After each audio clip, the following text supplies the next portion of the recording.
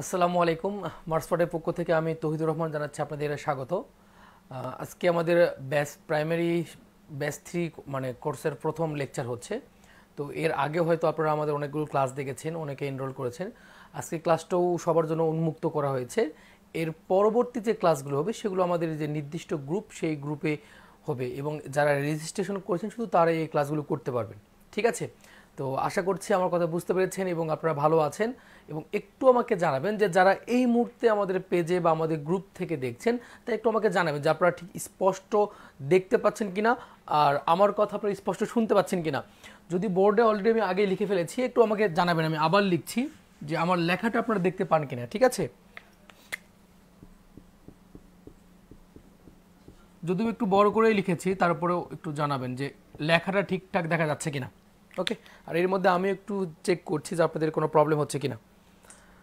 আর এটা একটু আপনারা কাইন্ডলি জানাবেন যে আপনারা কে কোথা থেকে দেখছেন, কোথা থেকে শুনছেন। আমরা একটু জানতে চাচ্ছি যে সবাই আমাদের মানে ভিউয়ার্স কোথা থেকে বেশি আসে। ওকে, এর মধ্যে বেশ কিছুজন জয়েন করেছেন। ওকে, তুহি সালাম জানিয়েছেন। মুবাশশিরা লিখুন আপু যুক্ত হয়েছেন, জি জানিয়েছেন। ওকে, তার মানে সব কিছু ঠিকঠাক আছে, তার মানে ক্লাস কন্টিনিউ করতে পারি। ওকে, সালাম জানিয়েছেন, ওয়ালাইকুম আসসালাম। আচ্ছা, অনেকে যুক্ত হচ্ছেন, বিনা রহমান। আর হচ্ছে ক্লাসটা কি বিষয়ে কোথা থেকে তা কিন্তু মোটামুটি টাইটেলে দেওয়া আছে যে আজকে আমাদের হচ্ছে প্রাইমারি কোর্স ব্যাচ 3, আমাদের আমাদের 3 নম্বর ব্যাচের একদম ফার্স্ট ক্লাস। তো যারা প্রাইমারি শিক্ষক নিবন্ধন পরীক্ষায় যুক্ত হতে চাচ্ছেন বা একটা ভালো প্রস্তুতি নিতে চাচ্ছেন, তারা কিন্তু খুব দ্রুত চাইলে আমাদের সঙ্গে যুক্ত হতে পারেন। আর আজকের এই ক্লাসটাই শুধু লাইভে আপনারা ফ্রি পাচ্ছেন। এর পরবর্তী ক্লাসগুলো অবশ্যই আমরা গ্রুপে নিব এবং একদম চ্যাপ্টার ওয়াইজ চ্যাপ্টার এগিয়ে যাব। ঠিক আছে? ওকে, অনেকেই বলছেন কে কোথা থেকে দেখছেন সেটা একটু কমেন্ট করে জানিয়েছেন। ঢাকা আছে, যশোর, দিনাজপুর, বিভিন্ন জায়গা থেকে দেখছেন। সাউন্ড শুনি না কেন? সবাই সাউন্ড শুনে শুনে কমেন্ট করছে আর আপনি সাউন্ড শুনতে পাচ্ছেন না, তার মানে আপনার হয়তো বা ওখানে নেটওয়ার্ক বাফার করছে অথবা ইয়ারফোন বা কোনো ডিভাইসে প্রবলেম হচ্ছে। একটু কি বলে, রিলোড দেন, রিলোড দিয়ে দেখেন যে ঠিকঠাক শুনতে পান কিনা। ঠিক আছে? তার মানে এখানে প্রবলেম নেই। হ্যাঁ, অলরেডি মাহিদুল ইসলাম ভাইয়া কমেন্ট করে জানিয়েছেন যে সাউন্ড ওকে, তার মানে সব কিছুই ওকে। ঠিক আছে, যাওয়া যাক। ওকে, রাঙ্গামাটি থেকে দেখছেন, গুড। তার মানে আমরা একদম এইদিকে টেকনাফ থেকে তেঁতুলিয়া পর্যন্ত পৌঁছে গিয়েছি। কারণ আমার দুই ধরনের এক্সপিরিয়েন্স আছে। এর মধ্যে আমি সেন্ট মার্টিন গিয়েছিলাম এবং খুবই অবাক করার বিষয় যে সেন্ট মার্টিন গিয়েও আমি মার্সফোর্ডের স্টুডেন্ট পেয়েছি। যাক, ঠিক আছে, ওসবের কথা না বলি। তার মানে সব দিকে আমাদের মোটামুটি স্টুডেন্ট ছড়িয়ে ছিটে হয়ে গেছে এবং পুরো বাংলাদেশ আমরা পৌঁছতে পেরেছি। তার জন্য অবশ্যই আপনাদের খুব বড় অবদান আছে এবং আমরা আপনাদের কাছে কৃতজ্ঞতা প্রকাশ করছি যে আপনাদের একটা বিগ সাপোর্টের কারণে আমরা মোটামুটি পুরো বাংলাদেশ কভার করতে পেরেছি। যে মানে পুরো বাংলাদেশের প্রত্যন্ত অঞ্চল থেকে আমাদের সঙ্গে অনেক স্টুডেন্ট কানেক্ট আছে। ঠিক আছে, থ্যাংক ইউ। অফিসে ফোন দিয়ে দিনের বেলা তো আচ্ছা, ঠিক আছে। তাহলে চলেন ক্লাসের দিকে একটু মনোযোগ দেওয়া যাক। আজকে আমরা যে বিষয়টা নিয়ে পড়াশোনা করব তা হচ্ছে ব্যাকরণ। ব্যাকরণ একদম প্রথম অধ্যায়, ভাষা ব্যাকরণের আলোচ্য বিষয়। তবে ভাষার উপরে অনেকগুলো ক্লাস আমার নেওয়া আছে।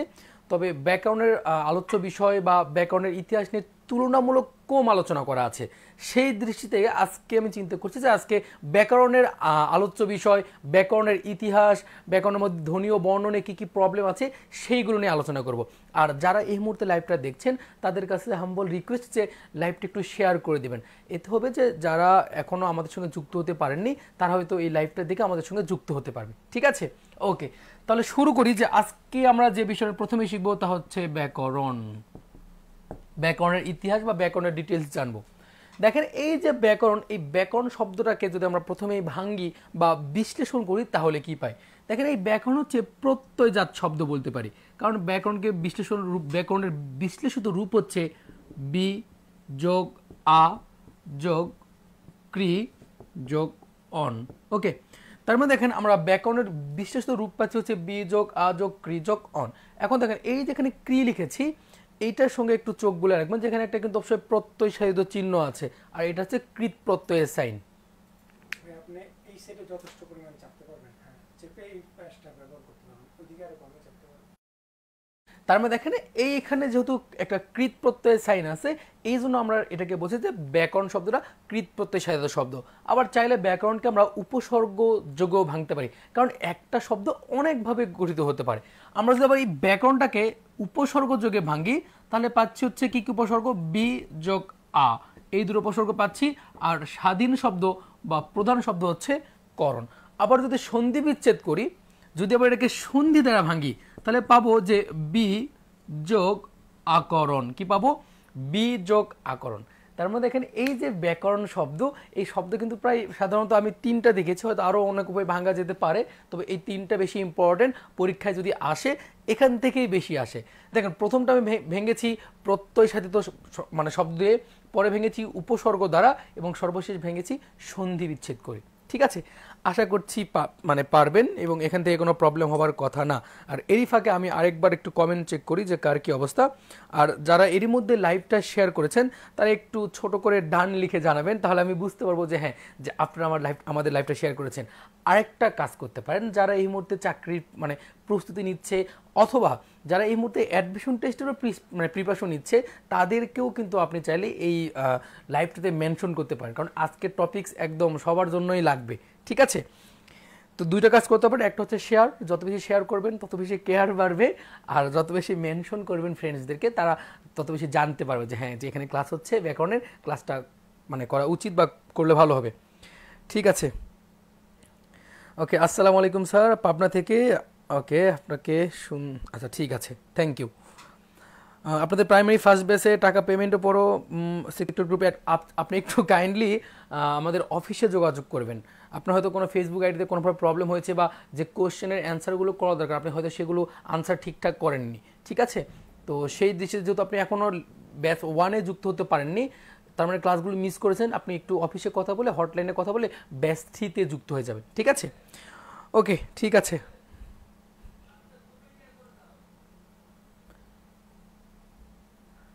ঠিক আছে, চলো শুরু করে দিই।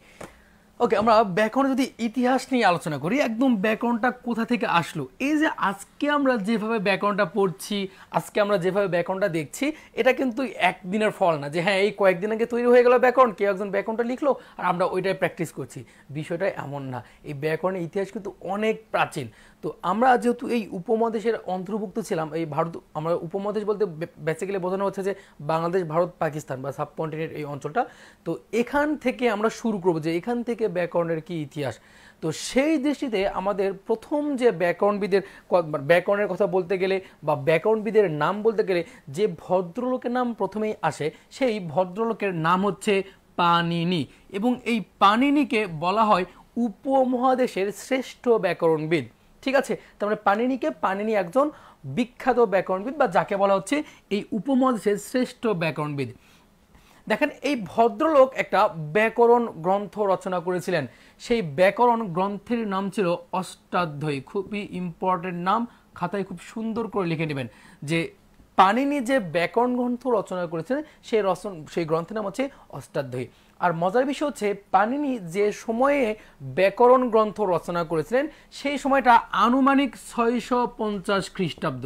এটা হচ্ছে আনুমানিক, মানে ধারণা করা হচ্ছে যে পাণিনি 650 খ্রিস্টাব্দে এই ব্যাকরণ গ্রন্থটা রচনা করেছিলেন। ঠিক আছে, এখন দেখেন 650 খ্রিস্টাব্দ মানে কি, আজ থেকে অনেক বছর আগে, প্রায় 1400 বছরের মতো বা 1500 বছরের মতো কাছাকাছি টাইম, এরকম টাইমে ততদিন আগে এই ব্যাকরণটা রচনা করা হয়েছিল।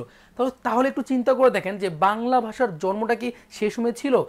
আসলে তখন বাংলা ভাষাভাষী জনগোষ্ঠী খুব কম ছিল, হয়তো হ্যাঁ বাংলার কাছাকাছি একটা ভাষায় মানুষ মানে কথা বলতো। তো ওই সময় যদি কেউ ব্যাকরণ রচনা করে তাহলে কিন্তু সে বেসিক্যালি বাংলায় ব্যাকরণ রচনা করবে না, কারণ বাংলা ভাষা তখনও ওইভাবে একদম সমৃদ্ধশালী ভাষাটা হয়ে যায়নি। আবার দ্বিতীয়ত হচ্ছে যে ব্যাকরণ রচনা করবে কোন ভাষা, ওই সময় যে ভাষা সবচেয়ে বেশি সমৃদ্ধশালী, যে ভাষার নামডাক সবচেয়ে বেশি সেই ভাষায় ব্যাকরণ রচনা করবে, এটা খুব স্বাভাবিক নিয়ম। আর সেই সময় সবচেয়ে মানে গৌরবজনক ভাষা বা সম্মানের ভাষা ছিল সংস্কৃত ভাষা। কোন ভাষা? সংস্কৃত ভাষা।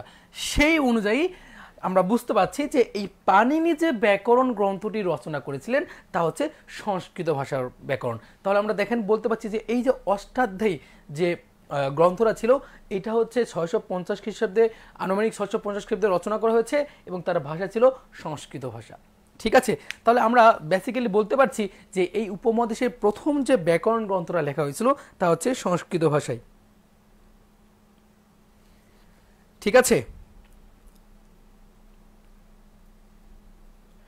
ওকে। এর মধ্যে অনেকে ডান কমেন্ট করেছেন, তার মানে আপনি লাইভ ক্লাসটা শেয়ার করেছেন, যেমন হচ্ছে ফারিয়া তাবাচ্চুম মিশু, উনি শেয়ার করেছেন। এরপর আকলিমা আক্তার মিম শেয়ার করেছেন। আর এর মধ্যে মোবাশ্বেরা লিখুন আপু অনেকজনকেই মেনশন করেছেন এবং শেয়ারটা ডান করেছেন বলেছেন। ওকে, মাইদুল ইসলামও শেয়ার ডান করেছেন, থ্যাংক ইউ। এবং এর মধ্যে অনেকে জানিয়েছেন যে কে কোথা থেকে আছেন। একজন লিখেছেন যে Kazi Rifat Ahmed, I am from Gopalganj. Okay Kazi Rifat, সালাম জানিয়েছো। ওয়ালাইকুম সালাম। রিফাতকে আমি পার্সোনালি চিনি। সাউন্ড একটু বাড়াতে হবে, ঠিক আছে, আমি আরেকটু লাউড কথা বলে ট্রাই করছি যেন সাউন্ডে প্রবলেম না হয়। ওকে, কুড়িগ্রাম থেকে, সাতক্ষীরা থেকে, হবিগঞ্জ থেকে, বিভিন্ন জেলা থেকে দেখছেন। আর যারা একটু সাউন্ডের প্রবলেম পাচ্ছেন তাদের জন্য আরেকটা ভালো সমাধান হচ্ছে আপনি কাইন্ডলি একটু ইয়ারফোন লাগান। ইয়ারফোন লাগিয়ে একটু ভলিউম বারটা মানে ভলিউম যে কিপ্যাড বা প্যাড আছে ওটা চাপিয়ে একটু ভলিউমটা বাড়িয়ে নিন, তাহলে দেখবেন যে আপনি সাউন্ড ঠিকঠাক শুনছেন। ওকে, ঠিক আছে, তাহলে এইটুকুতে আশা করছি আর কোনো প্রবলেম হচ্ছে না আপনাদের, বা প্রবলেম নেই। আমি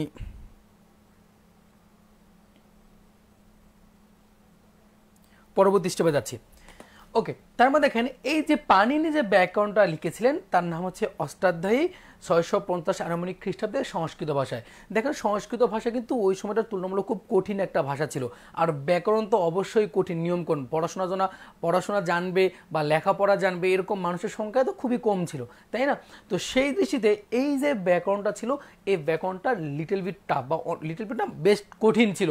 তো এই কঠিন ব্যাকরণটাকে যে ব্যক্তি সহজকরণ করেছে বা সহজীকরণ করেছেন তার নাম হচ্ছে পতঞ্জলি। কি নাম? তার নাম হচ্ছে পতঞ্জলি। এই পতঞ্জলি ভদ্রলোক কি করেছেন, এই যে অষ্টাধ্যায়ী ব্যাকরণটা আছে এই ব্যাকরণটাকে উনি সহজীকরণ করেছেন। ওকে, তার মধ্যে দেখেন এই যে পতঞ্জলি যে ব্যাকরণটা আছে এই ব্যাকরণটাকে উনি সহজীকরণ করেছেন। তাহলে এটাও কিন্তু পরীক্ষায় প্রশ্ন আসে যে অষ্টাধ্যায়ীকে সহজীকরণ করেছেন কে? অষ্টাধ্যায়ীকে সহজীকরণ করেছেন পতঞ্জলি। আর অথবা এটাও আসে আরেকটা বিষয়, দেখেন আমি মানে কনফার্ম করে মানে বলে দিইনি। তো অষ্টাধ্যায়ী মানে প্রথম আছে অষ্ট মানে হচ্ছে 8, অষ্ট মানে কত? 8। আর অধ্যায় মানে বোঝাচ্ছে যে অধ্যায়। তার মানে এই যে ব্যাকরণ গ্রন্থ আছে এখানে 8টা অধ্যায় আছে। কয়টা অধ্যায় আছে? 8টা অধ্যায় আছে। এই তো এটা হচ্ছে একদম ব্যাকরণ ইতিহাসের প্রথম যে আমরা হিস্টোরিটা পাই, এই উপমহাদেশের বা বাংলার হিস্টোরি পাই, তা হচ্ছে এইটুকুই। আর এটুকু জানলেই মোটামুটি চলবে, পরীক্ষার প্রশ্ন এইটুকুর মধ্যেই আসে। কি কি প্রশ্ন আসে আমি আরেকবার রিপিট করে দিচ্ছি যে এই ভারতীয় উপমহাদেশের শ্রেষ্ঠ ব্যাকরণবিদকে বা ভারতীয় উপমহাদেশের প্রথম ব্যাকরণবিদকে? উত্তর হবে পাণিনি। পাণিনি যে ভাষায় ব্যাকরণ রচনা করেছিলেন সে ভাষার নাম হচ্ছে সংস্কৃত। পাণিনির ব্যাকরণের নাম হচ্ছে অষ্টাধ্যায়ী। অষ্টাধ্যায়ী গ্রন্থে কয়টা অধ্যায় আছে? উত্তর হবে 8 অধ্যায়। এটা কত সালে প্রকাশ করা হয়? আনুমানিক 650 খ্রিস্টাব্দ। এই ব্যাকরণটাকে সহজীকরণ করেন কে? করেন হচ্ছে পতঞ্জলি। ঠিক আছে, ওকে, আশা করছি বুঝতে পেরেছেন। এর মধ্যে ফারিয়া চৌধুরী আমাকে কমেন্ট করেছেন যে আলহামদুলিল্লাহ, মানে কেমন আছে? ভালো আছি। জুয়েল মল্লিক জানাচ্ছি শুভ সন্ধ্যা। ইয়েস, শুভ সন্ধ্যা, সবাইকেই শুভ সন্ধ্যা জানাচ্ছি, গুড ইভিনিং। ওকে, ঠিক আছে, তার মানে সব কিছু ঠিকঠাক দেখতে পাচ্ছেন, বুঝতে পারছেন। আর এটি ফাঁকে ফাঁকে একটু জানিয়ে দেবেন যে আপনারা মানে are you enjoying the class, না কোনো প্রবলেম হচ্ছে কিনা, বা একই তথ্য রিপিট হচ্ছে কিনা, বা বারবার বলছি কিনা সেটা একটু জানাবেন আমাকে, ঠিক আছে? ওকে, আর এরই ফাঁকে সুযোগ পাইলে একটু শেয়ার করে দেবেন। আমরা চাচ্ছিলাম যে আমাদের লাইভটা বেশি রিচ হোক, বেশি জন জানুক। আর আজকের ক্লাসটা কিন্তু সকলের জন্য উন্মুক্ত ক্লাস। আর এই ক্লাসটা হচ্ছে প্রাইমারিদের ব্যাচের জন্য ক্লাস, লেকচার 1-এর ক্লাস ছিল। এই ক্লাসটা সকলের জন্য উন্মুক্ত করা হচ্ছে। তো এটা আমাদের একেবারে নতুন একটা ক্লাস। যারা এখনও আমাদের সঙ্গে কোনো কোর্সে যুক্ত হননি বা কোর্সে যুক্ত হতে চাচ্ছেন তারা খুব দ্রুত রেজিস্ট্রেশনটা করে ফেলবেন। রেজিস্ট্রেশনের জন্য আমাদের অফিসিয়াল যে হটলাইন নাম্বার দেওয়া আছে সেখানে যোগাযোগ করতে পারেন, অথবা আমাদের যে পেজে মেসেজ করতে পারেন, ঠিক আছে? তো আমাদের যারা প্রতিনিধি আছে তারা আপনার সঙ্গে যোগাযোগ করে আপনাকে এনরোলটা করিয়ে নেবে। ওকে, আর পরবর্তী ক্লাসগুলো আমাদের সিক্রেট গ্রুপ আছে, ওই গ্রুপে আপনি করতে পারবেন। ওখানে সিকোয়েন্সিয়ালি লেকচার 1 থেকে 10 বা লেকচার 1 থেকে 12 প্রত্যেকটা কোর্সের জন্য আমাদের নির্দিষ্ট কোর্স ম্যাটেরিয়াল আছে, প্লাস কোর্স প্ল্যান আছে। ঠিক ওইভাবেই ক্লাসগুলো সম্পন্ন করা হবে, ঠিক আছে? আমাদের সঙ্গেই থাকবেন আশা করছি।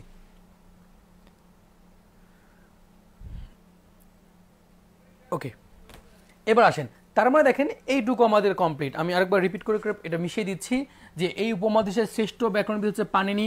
পাণিনি যে ব্যাকরণ গ্রন্থ রচনা তার অষ্টাধ্যায়ী, তার ভাষা যে সংস্কৃত, আনুমানিক 650 খ্রিস্টাব্দে, এখানে হচ্ছে 8 অধ্যায়, আর এটাকে সহজীকরণ করেছেন পতঞ্জলি।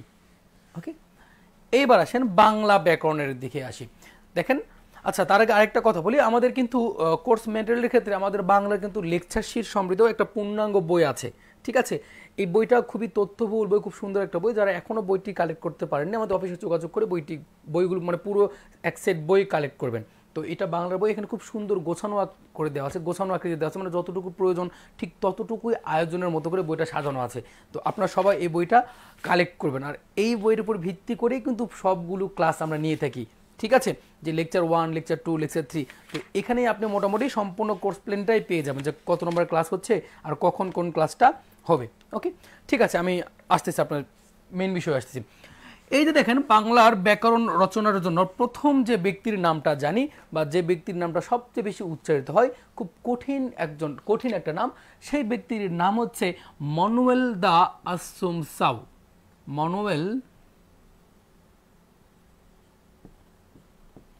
দা আসুমসাউ। ওকে, দেখেন এই নামটা অনেকে অনেকভাবে উচ্চারণ করে, কোনো সমস্যা নেই, এটা পর্তুগিজ নাম তো একটু ঝামেলা হতেই পারে।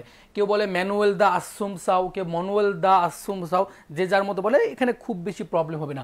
এই ভদ্রলোক হচ্ছে পর্তুগিজের অধিবাসী, উনি হচ্ছে পর্তুগিজ পাদ্রী, উনি হচ্ছে এক পর্তুগিজ পাদ্রী। ওকে, এই পর্তুগিজ পাদ্রীর নাম হচ্ছে মানুয়েল দা আসুমসাউ।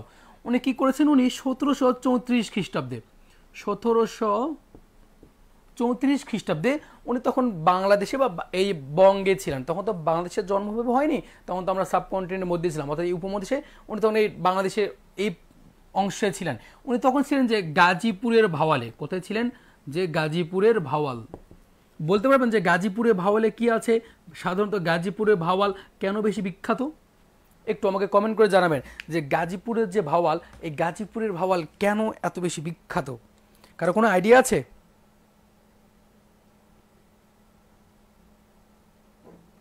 ওকে, আসেন একটু বলে দিচ্ছি।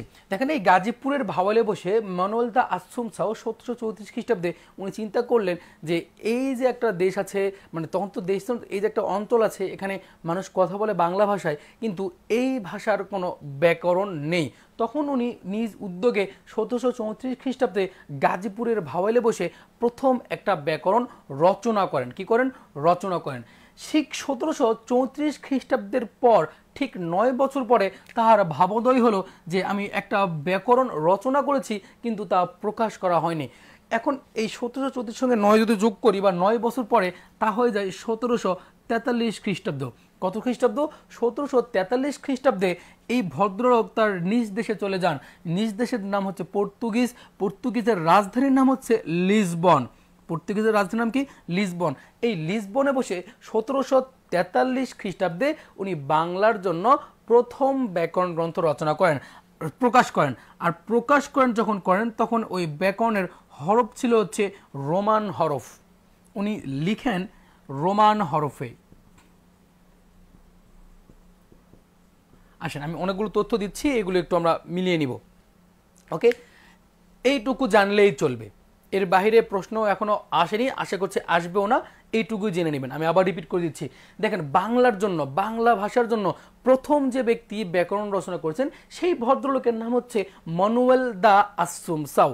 ইনি হচ্ছে পর্তুগিজ পাদ্রী। এই পর্তুগিজ পাদ্রী 1734 খ্রিস্টাব্দে, কত খ্রিস্টাব্দে?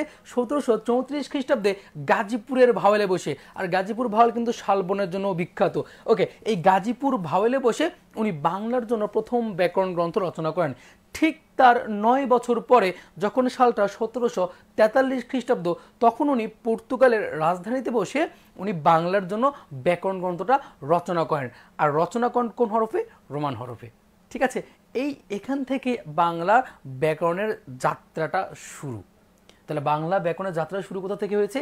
মানুয়েল দা আসুমসাউয়ের হাত ধরে। ঠিক আছে, ওকে, আশা করছি এইটুকু বুঝতে পেরেছেন।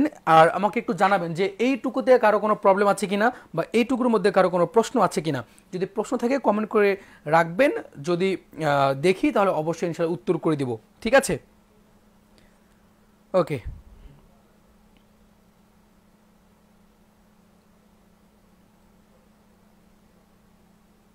ওকে, এর মধ্যে ফারজান সরকার আরও একটা তথ্য দিয়েছেন যে মনোলদা আশ্রম সহ দ্বিভাষিক শব্দকোষে খণ্ডিত ব্যাকরণ 18 শতকে 40 দশকে রচিত হয়।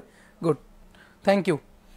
ওকে, এরপর আসলে আমরা পরবর্তী স্টেজে যাই। যে ব্যক্তির নাম আমরা এখানে এই বাংলার ব্যাকরণ ইতিহাস শিখতে গিয়ে আমরা 4 জন ব্যক্তির নাম শিখবো। একজন হচ্ছে মনোলদা পানিনি, প্রথমে শিখেছি পানিনি, পানির পরে মনোলদা আশ্রম সাউ। এখন আমরা যে ব্যক্তির নাম শিখবো তার নাম হচ্ছে এনবি হেলহেড। তার আগে আমি এটা একটু রিপিট করে দিচ্ছি, রিপিট করে করে মিশিয়ে দিচ্ছি। আমি প্রশ্ন করব, আপনারা যে যেখানে আছেন সেখান থেকে উত্তর করবেন, ঠিক আছে? ওকে, তাহলে যদি প্রশ্ন করে যে বাংলায় প্রথম, বাংলার ভাষার জন্য প্রথম ব্যাকরণ গ্রন্থ রচনা করেছেন কে, উত্তর হবে মনোলদা আশ্রম সাউ। উনি ছিলেন পর্তুগিজ পাদ্রী। কত সালে রচনা করেন? 1734 খ্রিস্টাব্দ। মাথায় রাখবেন, একটা হচ্ছে রচনা সাল আর একটা হচ্ছে প্রকাশ সাল। এই দুটার মধ্যে কিন্তু প্যাচ খাওয়া যাবে না। পরীক্ষায় কিন্তু বেসিক্যালি প্রকাশ সালটাও আসে, কিন্তু যদি লিখে দেয় যে রচনা সাল কবে, তখন কিন্তু অবশ্যই 1734টা মাথায় রাখবেন। ওকে, উনি গাজীপুরে ভাওয়ালে বসে রচনা করেন। তার ঠিক 9 বছর পরে 1743 খ্রিস্টাব্দে পর্তুগালের রাজধানী লিসবনে বসে রোমান হরফে উনি বাংলা ভাষার এই ব্যাকরণটা প্রকাশ করেন, আর লেখাটা থেকে রোমান হরফে। ওকে, এরপরে যে ব্যক্তি বাংলার ব্যাকরণের জন্য যার নামটা বেশি গুরুত্বপূর্ণ তাকে আমরা সংক্ষেপে বলি এনবি হেলহেড। তার পূর্ণ নাম হচ্ছে নাথানিয়েল ব্রাসি হেলহেড। তার নাম হচ্ছে নাথানিয়েল ব্রাসি হেলহেড। একটু ঝটপট লিখে নিন তার নামটা।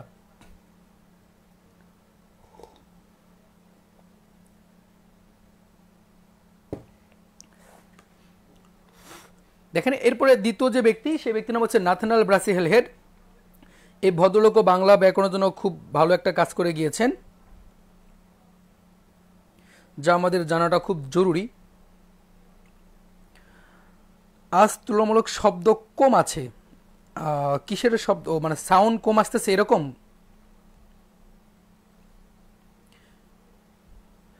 ওকে, এর মধ্যে মাকসুদ রানা বলছেন অনলাইনে ক্লাস দেওয়ার জন্য অসংখ্য ধন্যবাদ, থ্যাংক ইউ। কারণ আপনাদের ছোট ছোট কমেন্টগুলো আমাদের কাছে কিন্তু খুব বড় বড় হয়ে আসে, ঠিক আছে? এগুলো ভালো লাগার কাজ করে। ওকে, ঠিক আছে, আসেন আমরা একটু নাথানিয়েল ব্রাসি হেলহেডকে জানি। দেখেন, এই নাথানিয়েল ব্রাসি হেলহেড উনিও কিন্তু প্রথমে যে বাংলার ব্যাকরণ রচনা করবেন বা বাংলার জন্য কোনো ব্যাকরণ গ্রন্থ রচনা করবেন, এটা উনিও ভাবেননি। উনি যার কথা মতো বা যার থেকে ইন্সপায়ার্ড হয়ে ব্যাকরণ রচনা করছেন, সেই ভদ্রলোকের নাম হচ্ছে উইলিয়াম বেন্টিং। উইলিয়াম বেন্টিং তখন সম্ভবত, আমি একবার এক্সাক্ট মনে করতে পারছি না, উনি দিনাজপুর বা রংপুর অঞ্চলের দায়িত্বে ছিলেন। ওখানে ধরুন টাকা তোলা বা ট্যাক্স এরকম ক্ষেত্রে, তো ওখানে উনি খুব প্রবলেমে পড়তেন যে সাধারণ জনের সঙ্গে কথাবার্তা বলতেন। তো এই জন্য উনি নিযুক্ত করলেন হচ্ছে নাথানিয়েল ব্রাসি হেলহেড। ওনাকে নিযুক্ত করলেন এভাবে যে হচ্ছে, কারণ ওনাকে নিযুক্ত করার বড় একটা কারণ, এক বাঙালিদেরকে ইংলিশ শেখানো হচ্ছে, কোনো একজন ইংরেজকে বাংলা শিখাইলে খুব ভালো হবে। তো সেই দৃষ্টিতে আসলে নাথানিয়েল ব্রাসি হেলহেডকে নিযুক্ত করা। যখন নাথানিয়েল ব্রাসি হেলহেড বাংলাটা ভালো করে শিখে গেলেন, তখন তারই উইলিয়াম বেন্টিংয়েরই অনুরোধে নাথানিয়েল ব্রাসি হেলহেড একটা বাংলার জন্য ব্যাকরণ লেখেন। এই ব্যাকরণটা উনি লেখেন 1778 খ্রিস্টাব্দে। নাথানিয়েল ব্রাসি হেলহেড 1778 সালে বাংলার জন্য ব্যাকরণ লেখেন। আমি সালটার পাশে লিখে দিচ্ছি যে 1778 খ্রিস্টাব্দ এগুলো। ওকে, তার 1778 খ্রিস্টাব্দে উনি যে ব্যাকরণ গ্রন্থটা লেখেন, সেই গ্রন্থের নাম হচ্ছে a grammar of the Bengali language. এর নাম হচ্ছে a grammar of the Bengal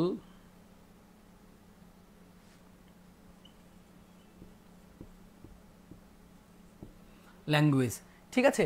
এবং মজার বিষয় হচ্ছে, এই নাথানিয়েল ব্রাসি হেলহেড উনিও যখন বাংলার জন্য ব্যাকরণ গ্রন্থ লিখলেন বা রচনা করলেন, তখন কিন্তু এইটাও কিন্তু হরফ ছিল ইংরাজি। কি হরফে ছিল তখন? উনি লিখেছেন ইংরেজি হরফে।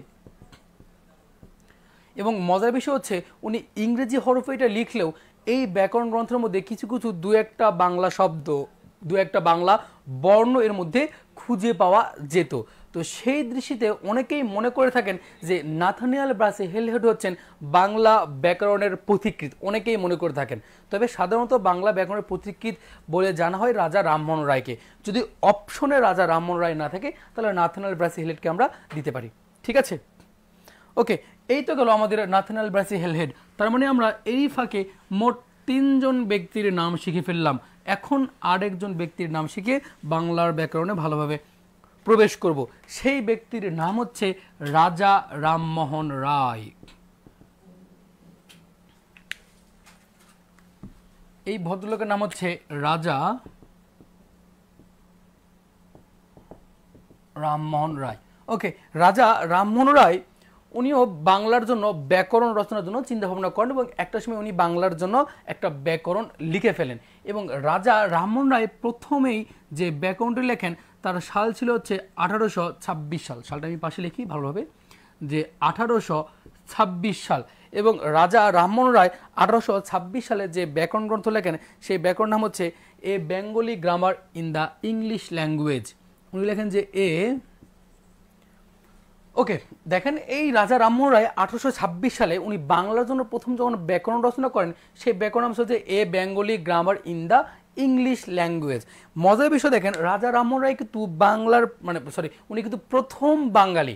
রাজা রামমোহন রায় জাতিতে কি ছিলেন? বাঙালি ছিলেন। এবং প্রথম কোনো বাঙালি যিনি বাংলার জন্য ব্যাকরণ রচনা করছেন সেই ভদ্রলোকের নামই হচ্ছে রাজা রামমোহন রায়। আর দুঃখের বিষয় ছিল যে রাজা রামমোহন রায় উনি বাঙালি হয়ে যখন বাংলার জন্য ব্যাকরণ রচনা করতেন তখন কিন্তু উনি বাংলায় ব্যাকরণ রচনা করেননি, উনি ব্যাকরণ রচনা করেছেন কিন্তু ইংরেজিতে। দেখেন এই যে a Bengali grammar in the English language, এটা কিন্তু সম্পূর্ণই উনি ইংরেজিতে লিখেছিলেন। ঠিক তার 7 বছর পরে, কত বছর পরে? 7 বছর পরে রাজা রামমোহন রায়ের হয়তো বা ভাবোদয় হলো যে আমি হচ্ছে একজন বাঙালি এবং আমি ব্যাকরণ রচনা করছি বাংলার জন্য, কিন্তু অতীব দুঃখের বিষয় যে বাংলার জন্য ব্যাকরণ রচনা করছি বাঙালি হয়ে, কিন্তু ব্যাকরণটা বাংলায় না। তখন উনি কি করলেন, এই যে ইংরেজিতে যে ব্যাকরণটা লিখেছিলেন এটাকেই ঠিক উনি কি করলেন, অনুদিত করলেন বা অনুবাদ করলেন। তো এটাকেই অনুদিত করলেন 1833 খ্রিস্টাব্দে। কত সালে? 1833 খ্রিস্টাব্দে অনুবাদ করে এটা প্রকাশ করেন, যে নাম দেন তার নাম হচ্ছে গৌড়ীয় ব্যাকরণ। গৌড়ীয় ব্যাকরণ। ওকে, আর এই গৌড়ীয় ব্যাকরণ হচ্ছে বাংলা সাহিত্যের বা বাংলার ইতিহাসের প্রথম ব্যাকরণ যা বাংলায় রচিত। এই গৌড়ীয় ব্যাকরণ হচ্ছে বাংলা সাহিত্যের বাংলার ইতিহাসে প্রথম কোনো ব্যাকরণ যা বাংলায় রচিত। এবং আরও মজার বিষয় হচ্ছে এই যে ব্যাকরণটা যিনি লিখেছেন তিনিও একজন বাঙালি। তো এই দৃষ্টিতে কিন্তু রাজা রামমোহনের নামটা খুব বেশি ইম্পর্টেন্ট। এটা পরীক্ষায় বারবার আসে যে গৌড়ীয় ব্যাকরণ কত সালে এটা হচ্ছে প্রকাশ করা হয় বা রচনা করা হয়, এরকম প্রশ্ন আসছে। আমরা 1833 সালে দেখাবো, ঠিক আছে? কারণ এগুলো রচনা সাল থেকে প্রকাশ সালটাই বেশি ইম্পর্টেন্ট, কারণ প্রকাশ সালটাই বেশি গুরুত্বপূর্ণ। তো এই গৌড়ীয় ব্যাকরণটা খুব ভালো করে মনে রাখবেন, এটা পরীক্ষায় অনেকবার আসে, ঠিক আছে? ওকে, তো এই হলো আমাদের ব্যাকরণের ইতিহাস। এরপর থেকে ধীরে ধীরে অনেকেই অনেকভাবে ব্যাকরণ লিখেছেন এবং লিখে যাচ্ছেন, এবং দিন থেকে দিন ব্যাকরণের অনেক উন্নতি সাধন হচ্ছে, আমরা নতুন নতুন রুলস পাচ্ছি, অনেক কিছু জানতে পাচ্ছি, তাই না? তো এই হচ্ছে ব্যাকরণের হিস্টোরি। তার মধ্যে দেখেন আমরা এই যে ব্যাকরণগুলো যে পড়ছি, এই যে ব্যাকরণগুলোকে আমরা যে জানছি, এই ব্যাকরণগুলো কিন্তু 1-2 দিনের ফল না, অনেক দিনের ফল। সেই ধরেন 650 খ্রিস্টাব্দ থেকে শুরু করে মাঝখানে কিছু গ্যাপ, এরপরে আবার আমাদের শুরু হয়েছে 1700 থেকে, এখন তো প্রায় 21 শতাব্দী চলতেছে, তাই না? তার মানে আমরা কিন্তু অনেক এগিয়ে গিয়েছি এবং অনেক সময় লেগেছে এটা সম্পূর্ণ ঠিকঠাক করতে। ওকে, তো এই হলো আমাদের ব্যাকরণের ইতিহাস। এবার আসে আমরা ব্যাকরণের পরবর্তী স্টেজে যাই। আমরা বাংলার যে ব্যাকরণ পড়ছি, ব্যাকরণের আলোচ্য বিষয় নিয়ে আলোচনা করি, যে ব্যাকরণের কি কি বিষয় নিয়ে আলোচনা করা হয়, কোন কোন বিষয়ে আলোচনা করতে হবে, এইগুলো বিষয়ে আমরা একটু জেনে নিব, ঠিক আছে? এখন দেখেন, ব্যাকরণের শুধু বাংলার ব্যাকরণ না, পৃথিবীর যে কোনো দেশের ব্যাকরণের আলোচ্য বিষয় প্রধান হচ্ছে 4টা। তবে দেখেন এই কয়েক বছর বলতে পারি যে 10 থেকে 12 বছর বা তার আরও কিছু বছর আগে আমরা ব্যাকরণের কিন্তু আলোচ্য বিষয়, প্রধান আলোচ্য বিষয় 3টি পড়তাম। এরপরে ব্যাকরণের প্রধান আলোচ্য বিষয় সর্বজন স্বীকৃত হিসেবে ধরে নিয়েছে 4টি। তবে ডক্টর মোহাম্মদ শহীদুল্লাহর মতে ব্যাকরণের মোট প্রধান আলোচ্য বিষয় ছিল, উনি বলেছেন যে 5টি। ওনার যে ব্যাকরণ গ্রন্থ আছে ওখানে উনি উল্লেখ করেছেন যে ব্যাকরণের প্রধান আলোচ্য বিষয় 5টি। তবে আমরা 4টি প্রধান আলোচ্য বিষয় 4টি জানবো, আর সাধারণভাবে বা সর্বজন স্বীকৃত যে ব্যাকরণের মোট আলোচ্য বিষয় 6টি, আমরা সবগুলোই শিখে নেব। তো আমরা খাতায় লিখতে পারি যে ব্যাকরণের মোট আলোচ্য বিষয়, ব্যাকরণের মোট আলোচ্য বিষয়। যদিও এগুলো একটু কনফিউজিং যে একজন এক এক রকম মতবাদ দিয়েছেন, তবে সর্বজন স্বীকৃত বা বেশি জনের মতে যে ব্যাকরণের মোট আলোচ্য বিষয় হচ্ছে 6টি।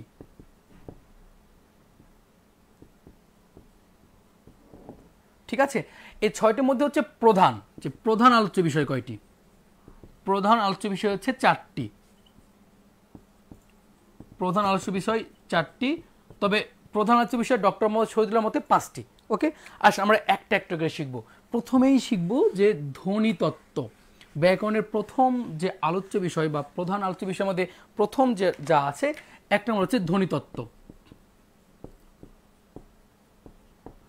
দেখেন এখন এই ধ্বনিতত্ত্বের মধ্যে কি কি বিষয় আলোচনা করা হয় বা কোন কোন তথ্যগুলো আমরা পড়ি বা জানি সেগুলো আলোচনা করব। আর এটা আমরা শিখবো টেকনিক্যালি, কারণ যে বিষয়গুলো আমরা একটু টেকনিক্যালি শেখা ট্রাই করি বা একটু ডিফারেন্ট ওয়ে শেখা ট্রাই করি সেগুলো আমাদের মাথায় বেশি গেঁথে থাকে এবং বেশি মনে থাকে। ঠিক আছে, আসেন আমরা 3টা পয়েন্টে মোটামুটি সব শেষ করতে পারবো।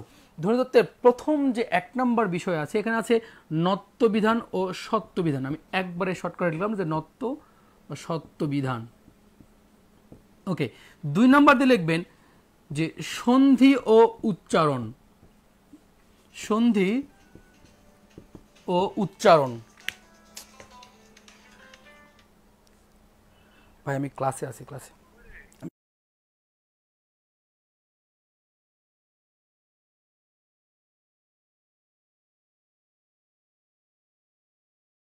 ফোন অফ করে রেখে দেন। ওকে, তার মানে দেখেন 1 নম্বর পয়েন্ট হচ্ছে নত্যবিধান ও সত্যবিধান, এটা হচ্ছে আমাদের ধ্বনিতত্ত্বের আলোচ্য বিষয়। 2 নম্বর হচ্ছে সন্ধি ও উচ্চারণ। 2 নম্বর কি? সন্ধি ও উচ্চারণ। সন্ধি ও উচ্চারণ হচ্ছে ধ্বনিতত্ত্বের আলোচ্য বিষয়। এবং 3 নম্বর পয়েন্ট হচ্ছে ধ্বনি ও বর্ণ সংবলিত, ধ্বনি ও বর্ণ সংবলিত সকল শব্দ। ওকে, তার মধ্যে দেখেন ধ্বনি ও বর্ণ সংবলিত যত শব্দ আছে সবগুলোতে ধ্বনিতত্ত্ব আলোচ্য বিষয়। এইটা হয়তো আপনাদের এখনো বুঝে আসেন, আমি একটু ক্লিয়ার করে দিচ্ছি। দেখেন যে কোনো শব্দের সঙ্গে যদি কোথাও ধ্বনি লেখা থাকে তাহলে চোখ বন্ধ করে কোন তত্ত্ব আলোচ্য বিষয়? ধ্বনিতত্ত্বের। ঠিক একইভাবে কোথাও যদি বর্ণ লেখা থাকে তাহলে তা কোন তত্ত্ব আলোচ্য বিষয়? এটা হচ্ছে আমাদের ঠিক ধ্বনিতত্ত্বের আলোচ্য বিষয়। আসেন কিছু ব্যাখ্যা করি, উদাহরণ দিয়ে ব্যাখ্যা করি।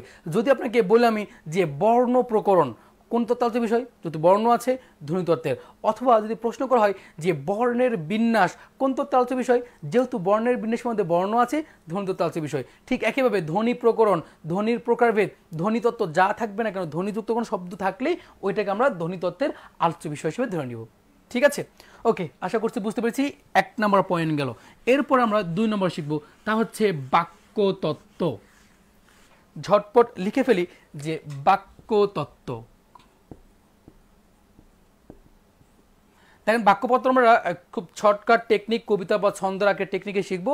ঠিক আমি যেভাবে লিখে দিই সেভাবে লিখতে পারেন, আর যারা অন্যভাবে মুখস্থ করছেন তারা ওইটাও ফলো করতে পারেন। ঠিক আছে, আসেন কীভাবে লিখবো দেখেন। লিখবো একটু স্পেস দিয়ে লিখবো যে বাগ, পদ, পদোক্তি। ওকে, ঠিক একটু স্পেস দিয়ে লিখবেন।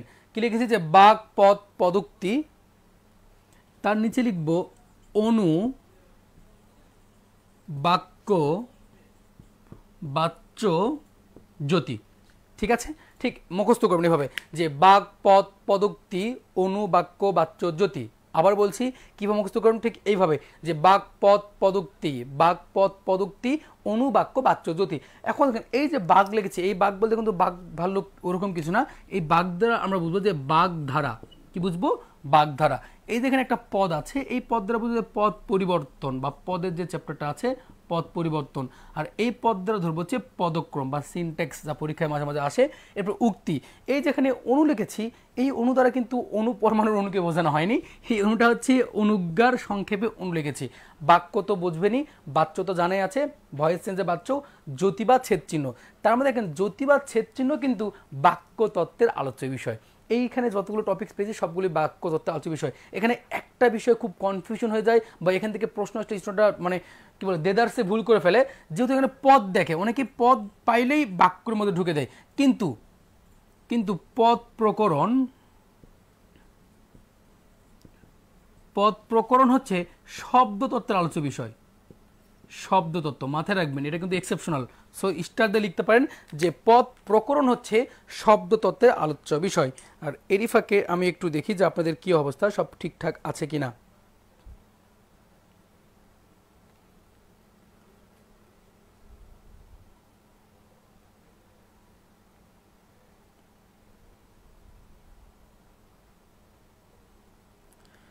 ওকে,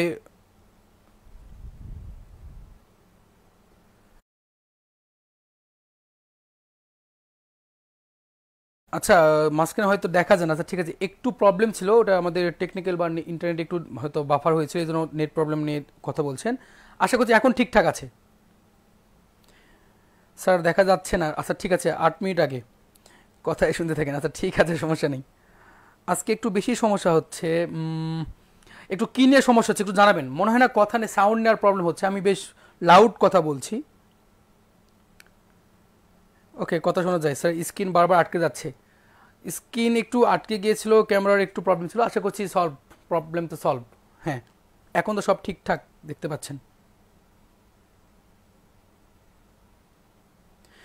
ওকে, হ্যাঁ এখন ক্লিয়ার। ঠিক আছে, যারা ক্লিয়ার বলছেন তাদেরকে থ্যাংক ইউ, তারা আমাদেরকে সহযোগিতা করছেন যে ঠিকঠাক আছে কিনা। আর যারা এই মুহূর্তে প্রাইমারি প্রিপারেশন নেবেন বা বিসিএস বা ব্যাংক জবের প্রস্তুতিগুলো নিচ্ছেন, তারা কিন্তু খুব দ্রুত চাইলে আমাদের যে প্রোগ্রামগুলো চলছে বা যে কোর্সগুলো চলছে সেই কোর্সে দ্রুত এনরোল করে ফেলবেন। ঠিক আছে, ওকে, তাহলে আমি সামনের দিকে এগিয়ে যাচ্ছি। তার মানে দেখেন, এইটা হচ্ছে আমাদের বাক্যতত্ত্বের আলোচ্য বিষয়। টেকনিক হচ্ছে বাক, পদ, পদোক্তি, অনু, বাক্য, বাচ্য, জ্যোতি। আবার বলছি, টেকনিক হচ্ছে বাক, পদ, পদোক্তি, অনু, বাক্য, বাচ্য, জ্যোতি। এগুলো হচ্ছে আমার বাক্যতত্ত্বের আলোচ্য বিষয়। তো মনে রাখবেন যে পদ প্রকরণ এটা হচ্ছে শব্দতত্ত্বের আলোচ্য বিষয়। ওকে, আসেন এরপর দেখি অর্থতত্ত্ব। দেখেন অর্থতত্ত্ব খুবই সহজ, মনে রাখাটা অনেক বেশি সহজ। অর্থতত্ত্বের টেকনিক হচ্ছে যে শব্দের শেষে, মানে যে শব্দের শেষে আমরা অর্থ দেখবো বা অর্থ খুঁজে পাবো, তাকে আমরা অর্থতত্ত্বের মধ্যে ফেলবো। তো টেকনিক হচ্ছে যে শব্দের শেষে অর্থ থাকবে, শব্দের শেষে অর্থ যুক্ত থাকবে। ঠিক আছে, অর্থাৎ যে শব্দগুলো পাবো, যদি শব্দের মধ্যে কিছু ওখানে অর্থযুক্ত আছে, তাহলে আমরা তাকে অর্থতত্ত্বের আলোচ্য বিষয় বলবো। যেমন দেখেন, যদি উদাহরণ লিখে কীভাবে লিখতে পারি হচ্ছে লক্ষ্যার্থ। কি লিখতে পারি? লক্ষ্যার্থ। লিখতে পারি গৌণার্থ, লিখতে পারি গৌণার্থ, লিখতে পারি বাচ্যার্থ, লিখতে পারি বিপরীতার্থ, তাই না? বিপরীতার্থক। দেখেন সবগুলি শেষে লক্ষ্যার্থ, গৌণার্থ, বাচ্যার্থ, মুখ্যার্থ, বিপরীতার্থক সবগুলি শেষে কিন্তু একটা অর্থযুক্ত আছে। তার মানে কোনো শব্দের শেষে যদি আমরা অর্থযুক্ত করে দেখি, তাহলে আমরা তাকে বলবো অর্থতত্ত্বের আলোচ্য বিষয়। কোন তত্ত্বের? অর্থতত্ত্বের আলোচ্য বিষয়। ওকে, এই তো খুব সহজেই হয়ে যায়, এটা আমরা সবাই পারি। এখন সর্বশেষ যা থাকবে প্রধান আলোচ্য বিষয় যে 4 নাম্বার, তা হচ্ছে শব্দতত্ত্ব। কি তত্ত্ব? শব্দ তত্ত্ব। ওকে, এবার শব্দতত্ত্ব কি? এর শর্টকাট টেকনিক হচ্ছে বিবিএস। ঠিক আছে, টেকনিক হচ্ছে বিবিএস। বিবিএস দিয়ে আপনারা অনেকে হচ্ছে ব্যাচেলর অফ কি হচ্ছে জানি না, বিবিএস দিয়ে কি হয়, বিএসএস হলে ব্যাচেলর অফ সোশ্যাল সায়েন্স বলা যায়। যাক বাদ দেন, এটা শর্টকাট টেকনিক হচ্ছে বিবিএস। মানে বোঝাতে চেয়েছি যে বাদ বাকি সব। দেখেন এই যে আমরা 3টার মধ্যে যতগুলো শিখলাম, এর বাইরে যতগুলো টপিক আছে বা বাদ বাকি সব যত টপিকস আছে, সবগুলি হচ্ছে আমার শব্দতত্ত্বের আলোচ্য বিষয়। যেমন দেখেন আপনাকে যে প্রশ্ন করে সমাস, দেখেন সমাস কি এই 3টার মধ্যে ছিল না? তার মানে সমাস হচ্ছে শব্দতত্ত্বের আলোচ্য বিষয়। ঠিক একইভাবে আপনাকে যদি বলি উপসর্গ, উপসর্গ হচ্ছে শব্দতত্ত্বের আলোচ্য বিষয়। যদি বলি কারক, কারকে দেখেন শব্দতত্ত্বের আলোচ্য বিষয়। কিন্তু যদি বলি জ্যোতি, দেখেন জ্যোতি কিন্তু আর শব্দতত্ত্বের আলোচ্য বিষয় না, কারণ কিছুদিন আগে শিখলাম বাক, পদ, পদোক্তি, অনু, বাক্য, বাচ্য, জ্যোতি। জ্যোতি হচ্ছে বাক্যতত্ত্বের আলোচ্য বিষয়। জাস্ট একটু মনে রাখবেন যে কোনটার মধ্যে কি আছে, এইটুকু জানলেই মোটামুটি ব্যাকরণের আলোচ্য বিষয়, প্রধান যে আলোচ্য বিষয় 4টা শেষ। এখন বাকি আরও 2টা আছে। দেখেন একটা হচ্ছে অভিধান তত্ত্ব।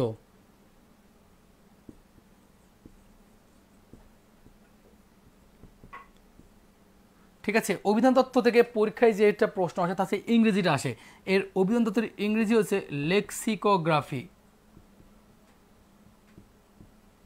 ঠিক আছে, অভিধান তত্ত্বের ইংরেজি কি? লেক্সিকোগ্রাফি। এটা থেকে এইটাই শুধু পরীক্ষায় আসলো, এটাই বেশি আসে। আর অভিধান তত্ত্ব বলতে কি বুঝি? এই যে আমাদের যে বাংলা ডিকশনারি আছে বা বাংলা অভিধান আছে, এই অভিধানগুলো কীভাবে সাজানো থাকবে, কোন বর্ণের পরে কোন বর্ণ থাকবে, এইটাই হচ্ছে অভিধান তত্ত্ব। দেখবেন আমরা সাধারণত বাচ্চাকাল থেকে এখন পর্যন্ত যেভাবে আমরা মানে বর্ণগুলি শিখেছি, অভিধানে কিন্তু বর্ণক্রম এইভাবে না।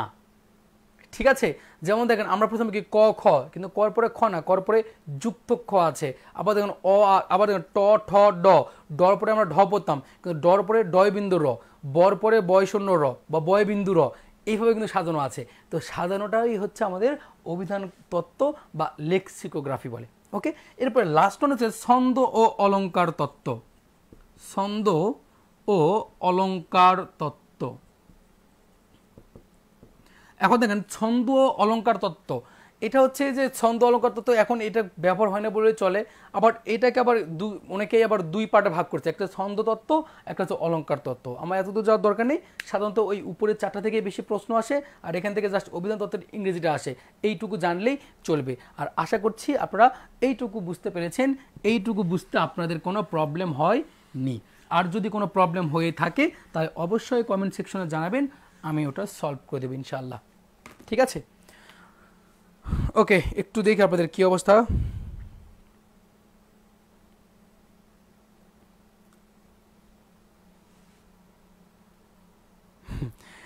বিবিএস, হ্যাঁ BBS, bachelor of business studies. আসলে বিবিএ পাশ করে আমি নিজেই বিবিএস ভুলে গেছি যে কী অবস্থা। ঠিক আছে স্যার, সপ্তাহে ক্লাস কয়দিন হয়? এখানে আপনি রেগুলার ক্লাস পাবেন। ক্লাসের আমাদের শিডিউল বা ক্লাস কোর্স প্ল্যান এগুলো জানার জন্য আপনি আমাদের অফিসে হটলাইন আমরা যোগাযোগ করেন, তো আমাদের যে অফিসিয়াল যে পেজটা আছে পেজে মেসেজ করেন, আপনাকে উত্তর দেওয়া হবে। ঠিক আছে, বেস্ট ওয়ে হচ্ছে ফোন কল করে সব কিছু জেনে নেওয়া। মেসেজ করতে হলে বারবার রিপ্লাইয়ের জন্য অপেক্ষা করতে হয়, কিন্তু একটা ফোন কল করলে আপনি দ্রুত সবগুলোর উত্তর পেয়ে যাবেন, যে কীভাবে এনরোলমেন্ট করবেন অথবা কী কী মানে ভাবে আমাদের কোর্স প্ল্যানগুলো সাজানো আছে সবই জানতে পারবেন। ঠিক আছে, ওকে, হ্যাঁ অনুসর্গ কমেন্ট করছেন, যে অনুসর্গ হচ্ছে শব্দতত্ত্বের আলোচ্য বিষয়। উপসর্গ অনুসর্গ শব্দতত্ত্বের আলোচ্য বিষয়। ওকে, ক্লিয়ার স্যার। তার মানে এইটুকু আমাদের শেষ। এবার আসলে আমরা একটু বর্ণ প্রকরণ নিয়ে আলোচনা করি। ওকে, আসেন এই সঙ্গে আমাদের বর্ণ প্রকরণটা হয়ে যাক। খাতায় ঝটপট লিখি যে বর্ণ। ওকে, আসেন সাধারণত বর্ণ বলতে কি বুঝি? বর্ণ হচ্ছে ধ্বনির সাংকেতিক রূপ। ধ্বনির সাংকেতিক রূপকে কি বলে? বর্ণ বলে। আচ্ছা, আপনাকে তো প্রশ্ন করি, প্রশ্ন তো করি যে চ, সবাই একটু উত্তর করেন তো দেখি, যে চ কি? চ ধ্বনি বর্ণ শব্দ নাকি? চ কি? একটু ঝটপট সবাই কমেন্ট করে উত্তর করি যে চ কি, চ ধ্বনি না বর্ণ? অপশন দুইটা থাকেন, দুটার মধ্যে বলেন যে চ ধ্বনি না বর্ণ। আর যারা মাত্র আমাদের সঙ্গে জয়েন করেছেন তাদেরকে আবার আমি স্বাগত জানাচ্ছি, এবং তাদেরকে বলছি যে যারা আপনারা এই মুহূর্তে লাইভটা দেখছেন তারা একটু কাইন্ডলি লাইভটা শেয়ার করবেন। ঠিক আছে, ওকে। এর মধ্যে জীবন ভাই বলছেন ডান, তার মানে ওনার হয়তো বা কমেন্ট করা ডান হয়ে গিয়েছে বা লেখা ডান হয়ে গেছে। ওকে,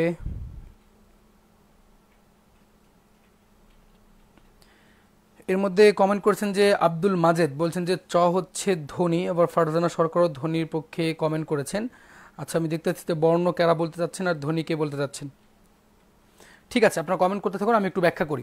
দেখেন, যখন মানে আপনাকে কোনো কিছু মুখে উচ্চারণ করে বলা হবে, যখন মুখে উচ্চারণ করে বলা হবে যে ক কি, খ কি, চ কি, ড কি, দ কি, ত বা যে কোনো বর্ণের যখন উচ্চারণের রূপ বলা হবে তখন কিন্তু সেটা ধ্বনি হয়ে যাবে। কী হয়ে যাবে? ধ্বনি। যদি আপনাকে বলি যে ক কি, ক হচ্ছে ধ্বনি। কিন্তু যদি আপনাকে লিখে বলি যে এই যেখানে ক আছে এই কটা কি, তখন এই ক কিন্তু আর এটা ধ্বনি থাকবে না, এটা তখন হয়ে যাবে বর্ণ। স্যার, প্রথম লেখাটা আলোচনা করেন, আমি দেখতে পারিনি, সমস্যা নেই, আমাদের লাইভ ক্লাসটা থেকে যাবে, আপনি একবার আপনার সময় মতো দেখে নিন। ঠিক আছে, রিপিট করতে গেলে আবার অন্যের রিপিট হয়ে যাবে, যা বিরক্তির কারণ হয়ে দাঁড়িয়ে যাবে। এই যে ক, এই ক হচ্ছে বর্ণ, যখন আমি মুখে, যখন জাস্ট মুখে বলবো যে ক কি, তখন ক হচ্ছে ধ্বনি। ঠিক একইভাবে যদি বলেছিলাম, আমি প্রশ্ন করতাম চ মুখে বললে হচ্ছে ধ্বনি, আর চ লিখে প্রকাশ করলে হচ্ছে বর্ণ। তার মানে দেখেন, ধ্বনি আর বর্ণের মধ্যে বেসিক পার্থক্য হচ্ছে যে ধ্বনি উচ্চারণ করা হয় আর ধ্বনির সাংকেতিক রূপটাই হচ্ছে বর্ণ। আশা করছি এখানে কোনো প্রবলেম হবে না। এবার দেখেন এই বর্ণের প্রকারভেদ শিখব। ঠিক আছে, আপনাকে যে প্রশ্ন করে বর্ণ কত প্রকার, সবাই ঝটপট উত্তর করতে দেখি যে বর্ণ কত প্রকার।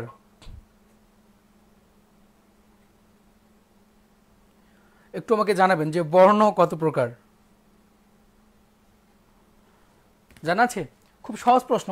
বর্ণ হচ্ছে দুই প্রকার, কনফিউজ হওয়ার কোনো কারণ নেই। একটা হচ্ছে স্বরবর্ণ, কি বর্ণ? স্বরবর্ণ।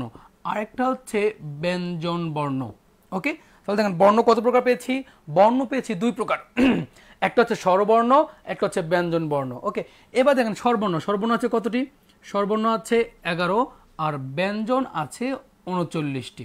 ওকে, তাহলে দেখেন স্বরবর্ণ আর ব্যঞ্জন যদি মোট যুক্ত করি তাহলে মোট ব্যঞ্জন মোট বর্ণ মোট বর্ণ পাচ্ছি হচ্ছে 50টি। আর এখান থেকে কিন্তু একটা প্রশ্ন আসে যে বাংলা, শুধু বাংলা নয় যে কোনো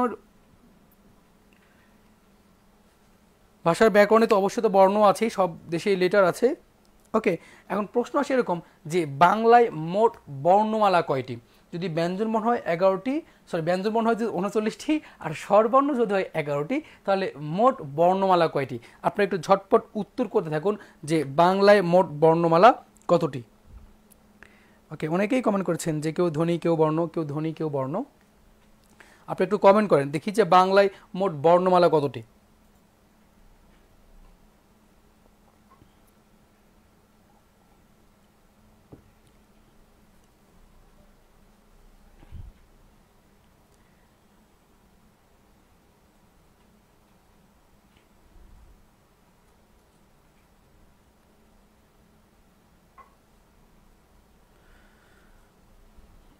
ওকে, জাহিদুল ইসলাম কমেন্ট করেছেন, অনামিকা কমেন্ট করেছে, ফারজানা সরকার কমেন্ট করেছেন, সোহাগ হাসান, ওকে শাহেদ, আচ্ছা উনি হয়তো স্বরবর্ণ আর ব্যঞ্জনবর্ণ কোনটা কতটি তা লিখে দিয়েছেন।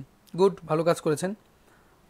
তার মানে মোটামুটি আমরা এখানে যারা আছি সবাই পারি যে বর্ণ কয়টি, বর্ণমালা কয়টি, স্বরবর্ণ কয়টি, তাই না? এগুলো মোটামুটি আমরা শিখে ফেলেছি বা আমরা এগুলো জেনে গিয়েছি। ওকে, তবে এর মধ্যে হাসিব কমেন্ট করেছে যে বর্ণ হচ্ছে 50টি। গুড। নিনজামণি কমেন্ট করেছেন, কিন্তু সাথী আক্তার মিম আবার কমেন্ট করেছেন 50টি। এর মধ্যে আনিসুল হকও কমেন্ট করেছেন 50টি। তার মানে কেউ বলছেন 50টি, কেউ বলছেন একটি। এইটাই নিয়েই মানে ঝামেলাটা বাঁধে। আসেন এই বিষয়ে একটু আলোচনা করি যে বাংলায় স্বরবর্ণ 11টি, ব্যঞ্জনবর্ণ 39টি, তাহলে মোট বর্ণ পাচ্ছি 50টি, কিন্তু বর্ণমালা কেন একটি হচ্ছে? এটাই মজার বিষয় যে এখানে বিষয়টা হচ্ছে যে বর্ণমালা একটি। এটা একটু ক্রিটিক্যাল প্রশ্ন, এটা আসলে অনেকে যদি ভালো করে না জানা থাকে সে নিশ্চিত ভুল করে ফেলবে। কেন আমরা বর্ণমালাকে 50টি না বলে একটি বলছি? দেখেন বিষয়টা হচ্ছে বর্ণমালা। ধরেন এখানে যতগুলো বর্ণ আছে প্রত্যেকটা বর্ণকে ফুলের সঙ্গে তুলনা করি, এবং এই উদাহরণটা আমি অনেকবার দিয়েছি, এই লাইভ ক্লাসেও দিয়েছি। তো যারা করেছেন তাদের জন্য আরও বেশি সুবিধা হবে, বুঝতে কোনো প্রবলেম হবে না। আর যারা একেবারেই নতুন তাদের জন্য জেনে রাখতে হবে। জেনে রাখার বিষয় হচ্ছে দেখেন এখানে স্বরবর্ণ আছে 11টি, তার মানে আমি আপনাকে বলে দিলাম যে এখানে স্বরবর্ণের ফুল আছে 11টি, ধরুন ফুলের সঙ্গে তুলনা করব। এখানে প্রত্যেকটা বর্ণকে আমরা ফুলের সঙ্গে তুলনা করব। তার মানে স্বরবর্ণের ফুল আছে 11টি, ঠিক ব্যঞ্জন বর্ণ আছে 39টি। এর মানে যে এখানে ব্যঞ্জন বর্ণের ফুল আছে কয়টি? 39টি। এই স্বরবর্ণের ফুল আর ব্যঞ্জন বর্ণের ফুল মিলে মোট ফুল পেলাম কয়টি? 50টি।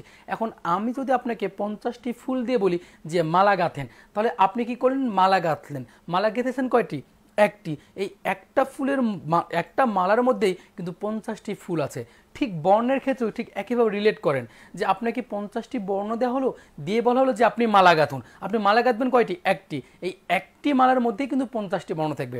সেই সুবাদে যে বর্ণের মালা হচ্ছে একটি, বর্ণের মালা কয়টি? একটি। আর বর্ণমালার মধ্যে মোট বর্ণ আছে কতটি? মোট বর্ণ আছে 50টি। তো এখান থেকে প্রশ্ন আসলে খুব সাবধান থাকবেন, এভাবে থিঙ্ক করে উত্তর দেবেন, ঠিক আছে? ওকে, আশা করছি এইটুকু বুঝতে পেরেছি। এইবার আসেন আমরা বর্ণ নিয়ে আরও কিছু জিনিস শিখবো। যা প্রথমে শিখবো স্বরবর্ণ। কি শিখবো? স্বরবর্ণ।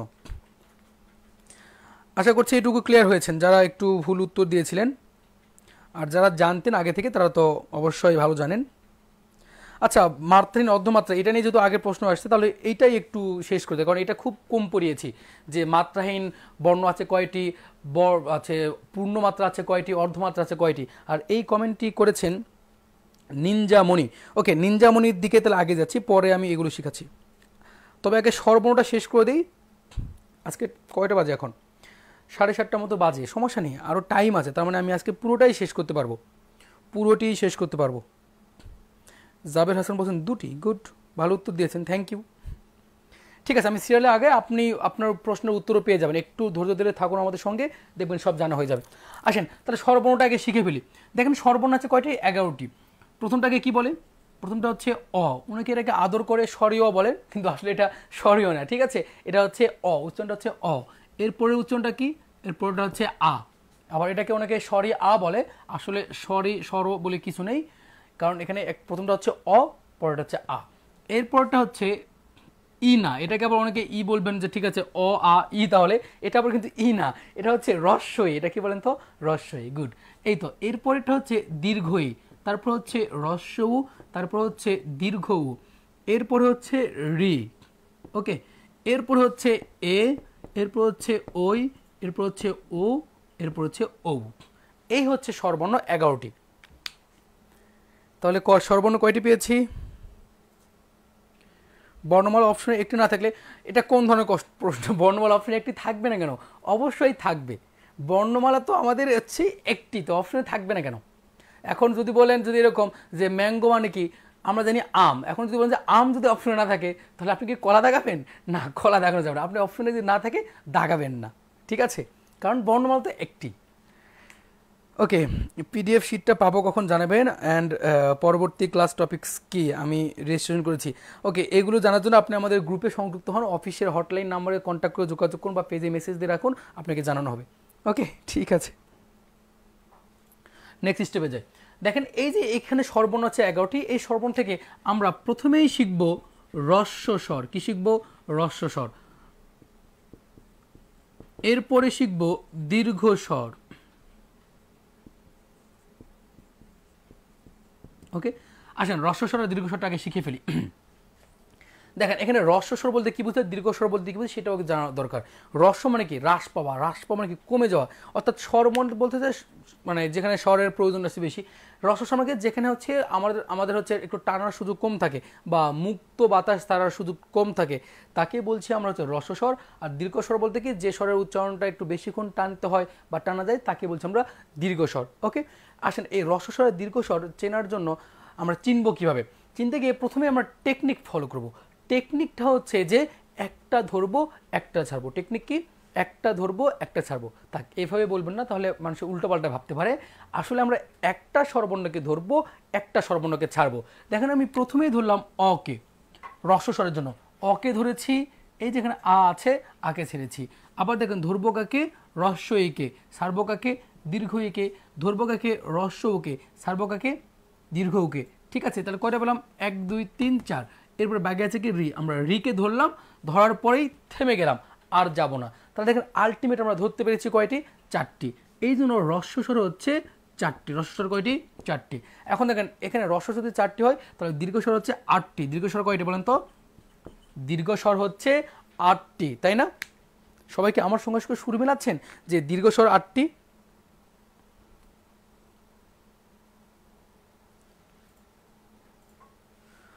ওকে, তপনদা সূর্য, আশা করছি আপনি আপনার উত্তর পেয়ে গিয়েছেন। সঙ্গে জাহিদুল ইসলাম, আপনিও আপনার উত্তর পেয়ে গেছেন। আর যারা এতক্ষণ থেকে আবেগে আমার সঙ্গে সঙ্গে তাল মিলিয়ে বলছে যে রস্য স্বর 4টি হলে দীর্ঘ স্বর 8টি, তারা ভুল। কারণ আমি বলেছি দীর্ঘ স্বর 8টি কিন্তু লিখেছি 7টি, কারণ আমি জানি যে স্বরবর্ণ মোট আছে 11টি। 11টি যদি স্বরবর্ণ থাকে, যদি স্বরবর্ণ যদি 11টি থাকে, তাহলে তার মধ্যে যদি রস্য স্বর 4টি হলে দীর্ঘ স্বর তো অবশ্যই 8টি হবে না, 7টিই হবে। ওকে, 85 তাহলে কি দিব? আসলে 85 তো থাকবে না, উত্তর ভুল। আপনি দাগাবেন না, না দাগানোটাই বেটার, ঠিক আছে? এরপর যদি মনের মধ্যে খুব জিদ লাগে তাহলে 50টি দাগাইতে পারেন, কিন্তু ভুল হবে, ঠিক আছে? ওকে, ঠিক আছে, তার মানে আমরা এটুকু ক্লিয়ার যে এখন দেখেন এই যে রস্য স্বর হচ্ছে 4টি, দীর্ঘ স্বর হচ্ছে 7টি। এখন প্রশ্ন করতে পারেন যে রি কারের গিয়ে আমরা কেন থেমে যাব? দুইটা উত্তর। একটা হচ্ছে রি এর পরে বাকি যে স্বরগুলো আছে এই স্বরগুলো হচ্ছে দীর্ঘ স্বর হতে হয়, মানে টানতে হয়, একটু টানার সুযোগ থাকে, আর বাকিগুলো তো টানা যায় না। আর আপনি মনে রাখার তাগিদে, যেহেতু ধরা ছাড়ার কাহিনী শিখছিলাম, আমরা রিকারকে ধরে থেমে যাব। রিকারকে ধরে থেমে যাওয়ার কারণটা মনে রাখবেন জাস্ট টেকনিকের সাপেক্ষে, যে অনেক ভাষাবিজ্ঞানী বা অনেক ব্যাকরণবিদ তারা মনে করেন যে রিকার কোনো স্বরবর্ণ না। রিকারকে কি মনে করেন না? কোনো স্বরবর্ণ মনে করেন না। এর মধ্যে শ্রদ্ধেয় রবি ঠাকুর একজন। তো যেহেতু রি এর মধ্যে ঝামেলা আছে, রিকারকে স্বরবর্ণ বলছি কিন্তু অনেকে বলছে স্বরবর্ণ না, তোমাকে রি এর মধ্যে ঝামেলা আছে, তার মানে অলরেডি একটা ঝামেলা ধরেছেন, আবার কি একে ধরবেন? সিম্পলি একটু চিন্তা করুন তো, যে একটা ঝামেলা রিকে ধরেছেন, আবার ধরবেন কি আবার কি একে ধরবেন? একে কি ধরার দরকার আছে? না ভাই, অনেক ঝামেলা ধরে ফেলা হয়ে গেছে, আমরা ধরবো না, এজন্য ধরতে পারছি না। সেই দৃষ্টিতে ধরতে পেরেছি কয়টা? 4টা, তাই না? ধরতে পেরেছি কয়টা? 4টা। আর এই জন্য আমরা বলছি যে রস্য স্বর 4টি আর দীর্ঘ স্বর হচ্ছে 8টি। দীর্ঘস্বর হচ্ছে 60টি। ঠিক আছে, তো অনেকেই স্মার্ট আছেন, খুব ভালোভাবে উত্তর লিখেছেন। ওকে, এই তো রসস্বর দীর্ঘস্বরের কাহিনী গেল। এখন আমরা শিখবো হচ্ছে কার। কি শিখবো? কার। কার আছে কয়টি? ওকে, আপনাকে যদি প্রশ্ন করি যে কার আছে কয়টি, সবাই একটু উত্তর করবেন কার আছে কয়টি। আর কার কাকে বলে? স্বরবর্ণের সংক্ষিপ্ত রূপকে কার বলে। এই যেখানে যে স্বরবর্ণগুলো আছে, এই স্বরবর্ণে কিন্তু সংক্ষিপ্ত রূপ রেখা যায়। যেমন দেখেন, রস্বইকারের সংক্ষিপ্ত রূপ হচ্ছে রস্বইয়ের সংক্ষিপ্ত হচ্ছে রস্বইকার, দীর্ঘইকার সংক্ষিপ্ত হচ্ছে দীর্ঘইকার, রস্বর সংক্ষিপ্ত হচ্ছে রস্যউকার, দীর্ঘউর সংক্ষিপ্ত হচ্ছে দীর্ঘউকার, রিয়ের সংক্ষিপ্ত রি। এরকম করে এই স্বরবর্ণের যে সংক্ষিপ্ত রূপগুলো আছে, এই সংক্ষিপ্ত রূপগুলোকেই আমরা বলছি কার। আপনাকে যদি প্রশ্ন করা হয় যে কার আছে কয়টি, তাহলে উত্তর কয়টি লিখবেন? সবাই ঝটপট উত্তর করেন যে কার আছে কয়টি। ওকে, এর মধ্যে সাহিত্য একাডেমি মাত্রাহীন 10টার অর্ধমাত্রা 8টি, এই নিয়েই পড়ে আছেন। ওকে, কোনো সমস্যা নেই। ওকে, আসেন আমি যদি বলি কার আছে কয়টি, কার আছে হচ্ছে 10টি। ওকে, কয়টি কার আছে? 10টি কার আছে। এখন 10টি যে কার আছে, তাহলে এখানে মোট সর্বর্ণ 11টি। কার নেই কার? যদি আপনাকে প্রশ্ন করা হয় যে কার নেই কার, তখন বলবেন যে আমার কার নেই আর অয়ের কার নেই। হ্যাঁ, সিরিয়াসলি বলছি, আমার কোনো কার নেই, ইনশাল্লাহ ভবিষ্যতে হবে। তার মানে আমার কার নেই আর কার নেই কার? অয়ের কার নেই। এখানে ওই অ বলতে অন্য কোনো অ না, এই যে যাকে আপনারা আদর করে স্বরে অ ডাকতেন, স্বরে ও বলতেন, এই অয়ের কিন্তু কার নেই। যেহেতু এই অয়ের কার নেই, সেজন্য কার পাচ্ছি 10টা স্বরবর্ণের, এই জন্য কার বলছি 10টি।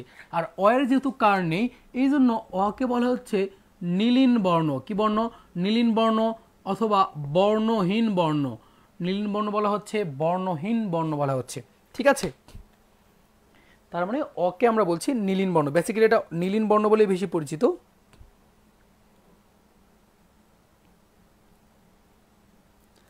ওকে, অকারের অ নেই, এই জন্য অ হচ্ছে নীলিন বর্ণ, কার হচ্ছে 10টি। সবাই কমেন্ট করতে পেরেছেন, সবাই উত্তর করতে পেরেছেন, গুড। এবার আসেন আমরা শিখবো হচ্ছে ফলা। কি শিখবো? ফলা। দেখেন, ফলা শিখবো কিভাবে। আমরা ফলাটাও শিখবো টেকনিকের মাধ্যমে। টেকনিকটা হচ্ছে, আপনারা হয়তো সবাই শ্রদ্ধেয় হুমায়ুন আহমেদ স্যারকে চিনে থাকবেন। শ্রদ্ধেয় হুমায়ুন আহমেদ স্যারের একটা উপন্যাস আছে, উপন্যাসের নামটা হচ্ছে আমার আছে জল। কি নাম? আমার আছে জল।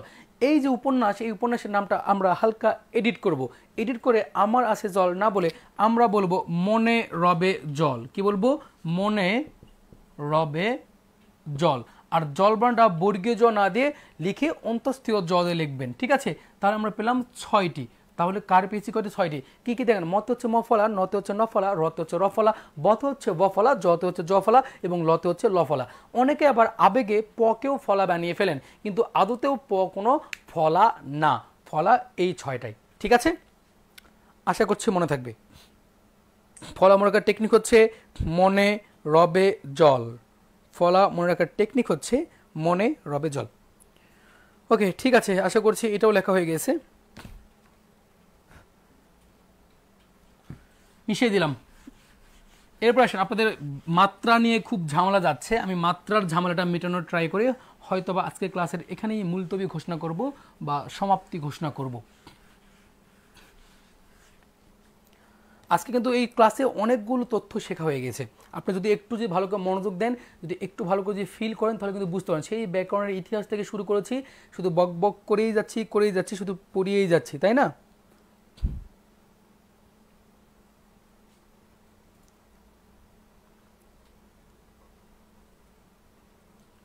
স্যার, ভিডিও কি আটকে আছে? একটু দেখবেন।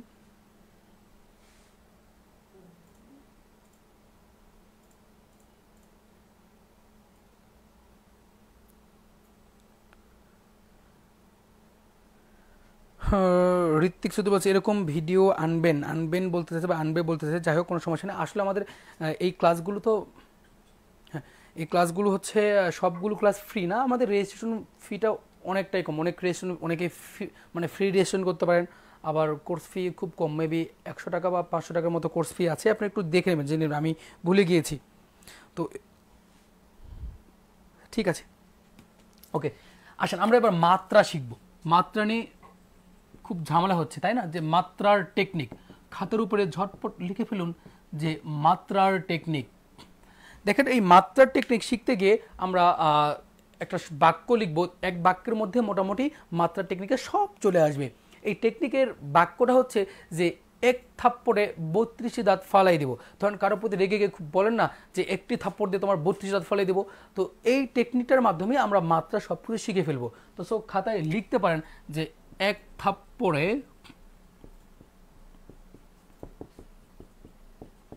32টি দাঁত ফালাই দিব।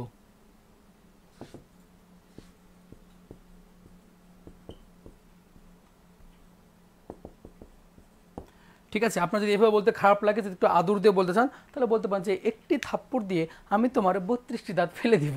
ঠিক আছে, একটু নিচু স্বরের অংশ বলতে পারেন, বিষয় না। বিষয়টা হলো টেকনিক হচ্ছে এইটাই যে একটি থাপ্পড়ে 32টি দাঁত ফালাই দেবো, এটুকু মনে রাখবেন। আর বাকিটুকু কাজ হচ্ছে আমার।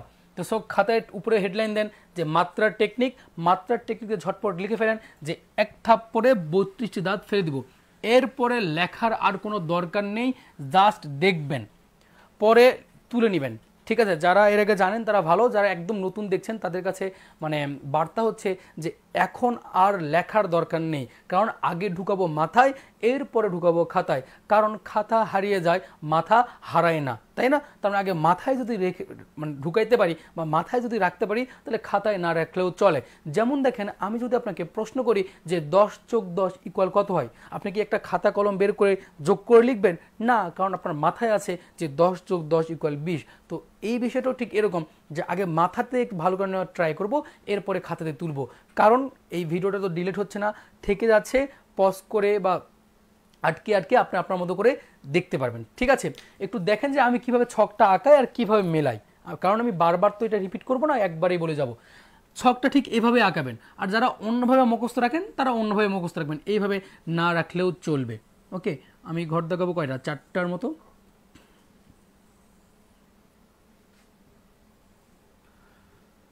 দেখেন, এখানে লিখলাম হচ্ছে মাত্রা, এখানে লিখলাম প্রথমেই স্বরবর্ণ, স্বরবর্ণ আছে কয়টি?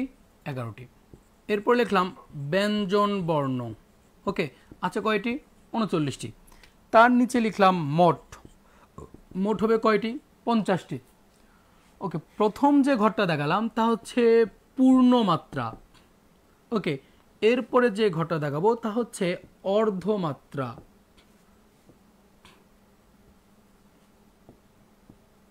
এরপরে ঘরটা হচ্ছে মাত্রাহীন। ঠিক আছে, দেখেন কি করেছি যে পূর্ণমাত্রা, অর্ধমাত্রা, মাত্রাহীন। ভিজুয়ালাইজ করেন যে কিভাবে ছকটা আঁকিয়েছি। এটা তো মাত্রার টেকনিকের জন্য মাত্রা নাম দিয়েছি। এই দিকে হচ্ছে পূর্ণমাত্রা, এরপর অর্ধমাত্রা, শেষ হচ্ছে মাত্রাহীন। নিচের দিকে লক্ষ্য করুন, প্রথমে দিয়েছি স্বরবর্ণ, এরপরে ব্যঞ্জনবর্ণ, এরপর হচ্ছে মোট কয়টি? 50টি। এখন দেখেন আমার টেকনিক কি ছিল? টেকনিক ছিল যে একটি থাপ্পড়ে 32টি দাঁত ফেলে দেব। টেকনিক কি ছিল? যে এক থাপ্পড়ে 32টি দাঁত ফেলে দেব। এখন আপনি সিম্পলি চিন্তা করেন তো, এই যে 32টি দাঁতের কথা বললাম, এই 32টি দাঁত একটা বাচ্চার থাকে না একজন পূর্ণবয়স্কের থাকে? এই যারা আপনারা পূর্ণবয়স্ক মোটামুটি হয়েছেন তাদের থাকবে। খুবই সিম্পল বিষয় যে একজন পূর্ণবয়স্ক ব্যক্তির মোট দাঁত থেকে কয়টি? 32টি। তার মানে দেখেন এই যে পূর্ণমাত্রার মোট বর্ণ আছে কয়টি? 32টি। দেখেন খুব সহজ হয়ে গেল না? টেকনিকটা কি ছিল? যে এক থাপ্পড়ে 32টি দাঁত ফেলে দিব। তাহলে দেখেন একজন পূর্ণ ব্যক্তির দাঁত থেকে 32টি, এই জন্য পূর্ণ মাত্রার মোট বর্ণ আছে কয়টি? 32টি। ওকে, পূর্ণর পরে অর্ধের ঘরে আসেন। দেখেন 32-এর অর্ধেক করেন, তাহলে কত? 16। আর যেহেতু আমরা উদাহরণগুলো দিচ্ছি দাঁতের সঙ্গে, তুলনা করছি দাঁতের সঙ্গে, দাঁত থাকে যেহেতু দুই পাটিতে, তার মানে এখানেও আমাকে আরেকটা ভাগ করতে হবে। কারণ যেহেতু বলা আছে অর্ধ, আগে 32 ছিল, 32 থেকে এই ঘরে নিয়ে আসেন, 32 অর্ধেক করলে কি যাচ্ছে? 16 হয়ে যাচ্ছে। আর দাঁত যেহেতু দুই পাটি, তাহলে এখানে এক পাটি করেন, তাহলে 16 অর্ধেক আরেকবার করলে কত হচ্ছে? 8 হয়ে যাচ্ছে। তার মানে অর্ধমাত্রার মোট বর্ণ আছে 8টি। অর্ধমাত্রার মোট বর্ণ আছে কয়টি? 8টি। এখন দেখেন 32 আর 8-এ কত হয়? 40। মোট বর্ণ আছে কয়টি? 50টি। তাহলে আপনার মাত্রাহীনে অটোমেটিক বসবে 10টি। একটু মনোযোগ দিয়ে দেখেন তো, এই যে একটা ছক আঁকিয়ে দিলাম, এইটা আপনারা বুঝতে পেরেছেন কি না? কারণ এই ছকটা বোঝা অনেক বেশি জরুরি।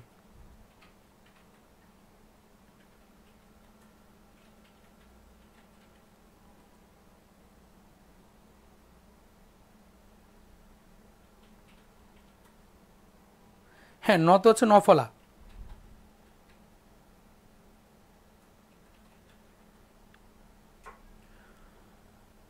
ওকে, ঠিক আছে।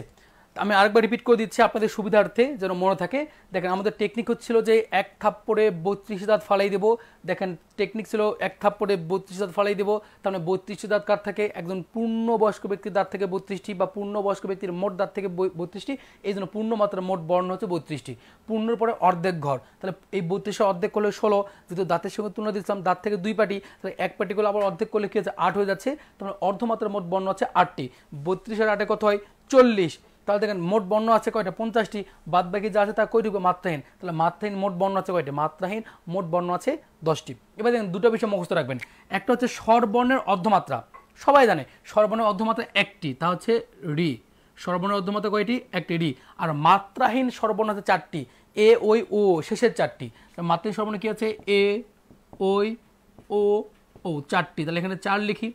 তার মধ্যে দেখেন এইদিকে মোট বর্ণ আছে 10টি, মোট বর্ণের মধ্যে স্বরবর্ণের মাত্রাহীন বর্ণ আছে 4টি, তাহলে বাকিটা কি হবে, অবশ্যই ব্যঞ্জন বর্ণের মাত্রাহীন। তাহলে এখানে লাগবে কত 6, 4 আর 6 যোগ করলে তো মোট পাচ্ছি 10।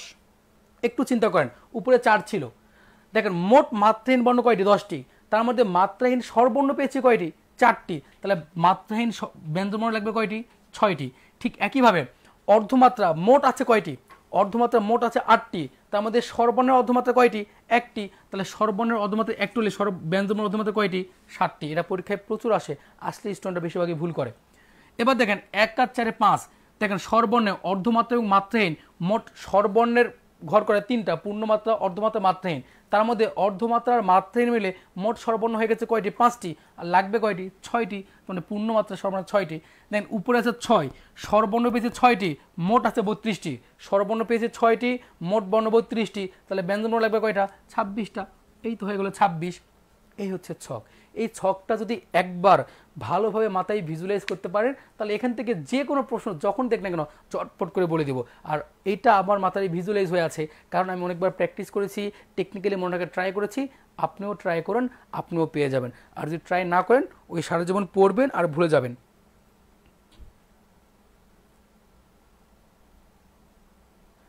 ওকে, নিনজামণি বলেছেন যে দারুণ টেকনিক স্যার, থ্যাংক ইউ। হ্যাঁ, স্বাধীনা বলছে বুঝেছি, খুব সুন্দর টেকনিক। জি স্যার বুঝেছি। ওকে, ঠিক আছে, যারা বলছেন সুন্দর টেকনিক তাদেরকে অনেকগুলো থ্যাংক ইউ, অনেকগুলো ধন্যবাদ।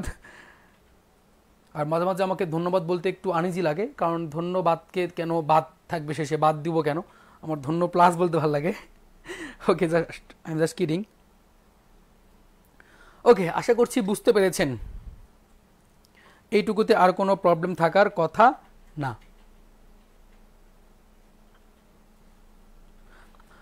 এরপর যদি কেউ বুঝতে না পারেন তাহলে একটু আমাকে জানাবেন, আর যারা বুঝতে পেরেছেন তারা তো অবশ্যই কমেন্ট করে জানিয়ে দিচ্ছেন।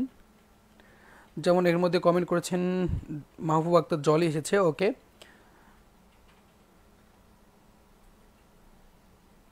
ওকে, চিহ্নতে নফলা আছে, হ্যাঁ নফলা আছে। বক বক, হ্যাঁ বক বক হচ্ছে অনুকার অব্যয়, ঠিক আছে চলছে ভিডিও। মৌলিক স্বর, যৌগিক স্বর, হ্যাঁ এগুলো নিয়েও পড়ানোর টাইম আছে, এগুলো লেকচার 1-এ আরেকবার পড়াই দিব। ঠিক আছে, তার মানে মোটামুটি বুঝতে পেরেছেন। আসলে এই টেকনিকটা আসলে খুব মজার টেকনিক, যদি আপনি ভিজুয়ালাইজ করতে পারেন, যদি আপনি বুঝতে পারেন। একটা উত্তর না, একটা উত্তর আপনি এত টাইম নেবেন কেন, আপনার তো মাথায় তো সবসময় তো থাকবে, জিনিসটা ভিজুয়ালাইজ হয়ে থাকবে। আপনার মাথায় থাকবে যে টেকনিক হচ্ছে এক থাপ্পড়ে 32 ফেলে দেবো, তার মানে কি পূর্ণমাত্রা মোট বর্ণ 32টা, তারপরে ঘর অর্ধের ঘর, যেটা চাইবে সেটাকে আপনি ভিজুয়ালাইজ করবেন। আপনাকে যে প্রশ্ন বলা হয় যে ব্যঞ্জন বর্ণের অর্ধমাত্রা বা ব্যঞ্জন বর্ণের মাত্রাহীন বর্ণ কয়টি, দেখেন শেষের দিকে ঘরটা ছিল যে মাত্রাহীন, তার মানে কি স্বরবর্ণের মাত্রাহীন আছে 4টা, এ ওই ও, তার নিচে তার মোট ছিল 10টি, তার মাঝে আছে কয়টি 6টি, তার মানে ব্যঞ্জন বর্ণের মাত্রাহীন বর্ণ কয়টি 6টি। জাস্ট ভিজুয়ালাইজ করবেন যে কোথায় কী ছিল, কীভাবে ছিল। আপনাদের জন্য হোমওয়ার্ক হইল যে এইটা মিনিমাম 3 বার খাতায় লিখবেন, দেখবেন যে আপনিও আমার মতো এক্সপার্ট হয়ে গেছেন, বা আপনি আমার মতো বলতে পারছেন। ঠিক আছে, অনেস্টলি স্পিকিং টেকনিকটা খুব দারুণ, খুব জোশ একটা টেকনিক, যদি মাথায় রাখতে পারেন। ওকে, আর যদি মাথায় রাখতে না পারেন তাহলে আপনাদের জন্য কয়েক বালতি সমবেদনা ছাড়া জানানোর আমার আর কিছুই নেই।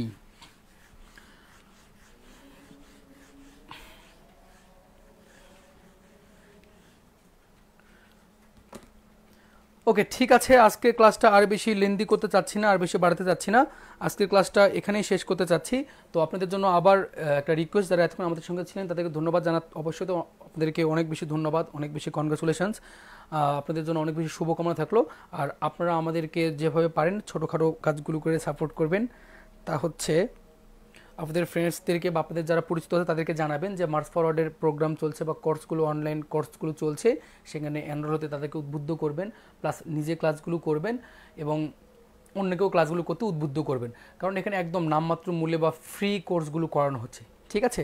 তো আমরা আমাদের দিক থেকে মায়া ছড়ানোর চেষ্টা করছি, আপনারও সহযোগিতা একান্তই কাম্য, ঠিক আছে? ওকে, ঠিক আছে, তাহলে আজকে ক্লাসটা এখানেই থাক। অবশ্যই লেকচার 2-এ প্রাইমারি যারা কোর্স এনরোল করছেন তাদের সঙ্গে আবার বাকি যা থাকবে বা যে টপিকসগুলো পড়ানো বাকি থাকবে সেগুলো সম্পূর্ণ আমাদের সেই সিক্রেট গ্রুপে শেষ করানো হবে, ঠিক আছে? তো সেই পর্যন্ত সবাই ভালো থাকবেন, সুস্থ থাকবেন, আমার জন্য দোয়া করবেন, মার্চ ফরওয়ার্ডের সঙ্গেই থাকবেন। আসসালামু আলাইকুম।